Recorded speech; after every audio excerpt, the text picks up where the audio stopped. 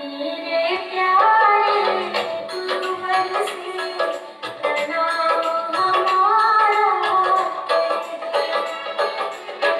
मेरे प्यारे गुरुवर से प्रणाम हमारा, प्रणाम हमारा कह देना, ये बात हमारी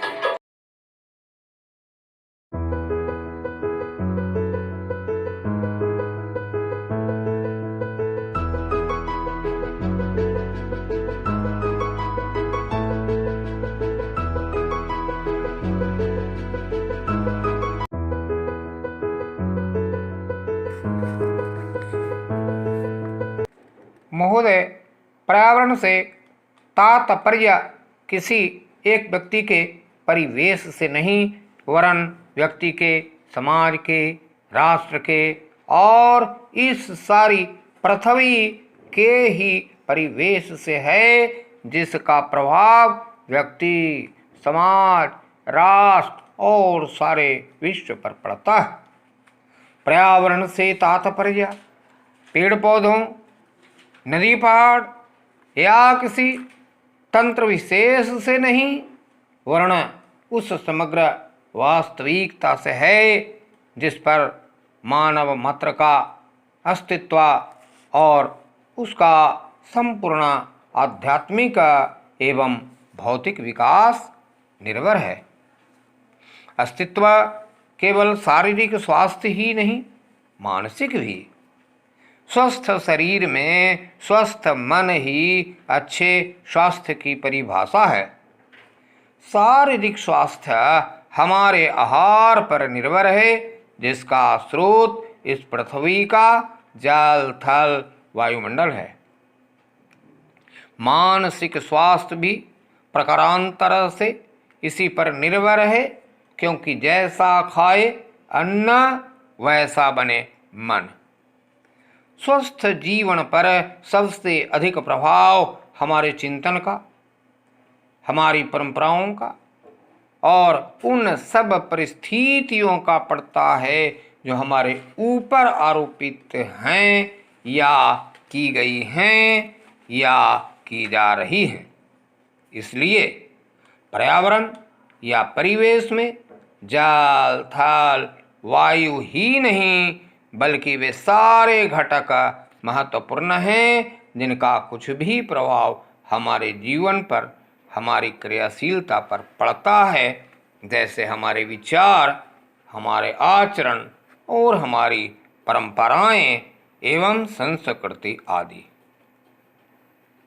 सदा से मानव की आकांक्षा उन्नति और विकास की रही है। जगत का अर्थ ही है गतिमान, और गति दोनों ओर संभव है, उन्नति की ओर भी और अवनति की ओर भी। पहली को हम प्रगति कहते हैं, दूसरी को आगति, विगति, अधोगति या दुर्गति कह सकते हैं। वास्तव में मनुष्य ऐसा जटिल प्राणी है जिसमें अनेक विरोधाभासी और असंगत प्रतीत होने वाली प्रवृत्तियां और प्रतिक्रियाएं होती हैं। वह कानून और व्यवस्था की मांग करता है, किंतु चलचित्र, दूरदर्शन आदि में स्वतः भड़की हिंसा या खेलों में युक्तिपूर्वक की गई हिंसा अथवा अनीति से मंत्रमुग्ध भी हो जाता है। मनुष्य अपनी ही जाति या वर्ग के व्यक्तियों के प्रति प्रायः बहुत अधिक प्रतिद्वंद्वी होता है, किंतु कोई बाहरी खतरा उपस्थित होने पर उनके प्रति हद से ज़्यादा सहयोगी बन जाता है। वह सड़कों पर या युद्धों में सामूहिक विनाश के प्रति उदासीन रहता है, किंतु किसी खान में फंसे हुए एक व्यक्ति या किसी कुएं में गिरे हुए एक बालक की रक्षा करने के लिए ढेरों साधन जुटा लेता है। कुछ विद्वान कहते हैं कि मनुष्य बंदर की संतान हो या ना हो, किंतु उसमें खाली से बंदर की द्वैध प्रकृति प्रायः ही होती है। उसमें शाकाहारी बंदरों की भांति वृक्षों में उछल कूद करने की प्रवृत्ति तो होती ही है, साथ ही ऐसे बंदरों की स्वाभाविक जिज्ञासा भी होती है जो अत्यंत संगठित गिरोहों में रहते हैं और भांति भांति का मांस खाने में मजा लेते हैं।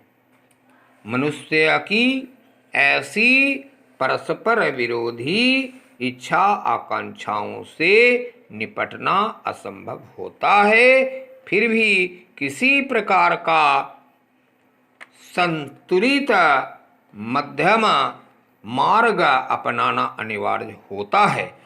यही बुद्धिमानी का रास्ता है। विद्वानों ने मानव की मूलभूत आवश्यकताओं को 5 स्तरों में रखा है।